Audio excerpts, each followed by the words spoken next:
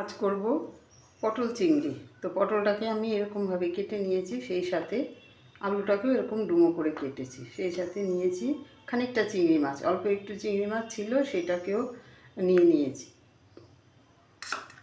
তো তেল গরম করে আলুটা দিয়ে দিলাম। প্রথমে আলুটা ভেজে তুলব। দিয়ে দিলাম পরিমাণ মতো নুন, খুব সামান্য হলুদ, একটু ভেজে নেব। আলুটাকে ভেজে নিয়েছি, এখন আমি পটলটাকে ওইরকম নুন হলুদ দিয়ে ভেজে নেব।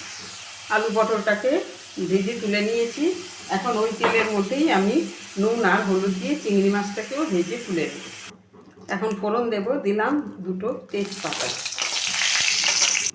দিলাম সামান্য একটু জিরে, গোটা জিরে ফোড়ন দিলাম। তো এখানে আমি মশলা নিয়েছি 1 চামচ জিরের গুঁড়ো, ধনের গুঁড়ো, লঙ্কার গুঁড়ো। এখন আমি এটা দিয়ে দেব। দিলাম মশলার বাটি দিয়ে খানিকটা জল, দিলাম নুন, দিলাম হলুদ গুঁড়ো, দিলাম খানিকটা আদা গ্রেট করে রেখেছিলাম, সেই আদাটাও দিয়ে দিলাম। এখন আমি মশলাটা ভেজে নেব। দিলাম একটা টমেটো কুচি। মশলাটা আমার কষানো হয়ে গেছে। এখন দিয়ে দেবো আলু, পটল আর চিংড়ি মাছ একসাথে দিয়ে দিলাম। দিয়ে আমি মশলার সাথে আরও খানিকক্ষণ কষিয়ে নেব। দিলাম কটা কাঁচা লঙ্কা।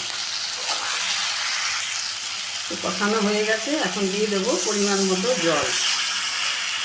আলু আর পটলটা সেদ্ধ হওয়ার জন্য একটু বেশি করেই আমি জলটা দিয়ে দিলাম। এখন একটা ঢাকা দিয়ে দেবো।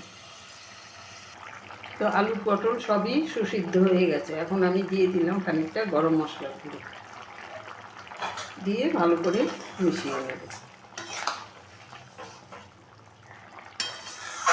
কমপ্লিট। এবার আমি পরিবেশন করব। তো পটল চিংড়ি কমপ্লিট, নামিয়েও নিলাম। তো আপনাদের কাছে আমার এই রেসিপিটা কেমন লাগলো? ভীষণ ইজি একটা সিম্পল রেসিপি। তো আজ এই পর্যন্তই। আবার নেক্সট কোনো রেসিপি নিয়ে কথা হবে। সবাই ভালো থাকবেন, সুস্থ থাকবেন।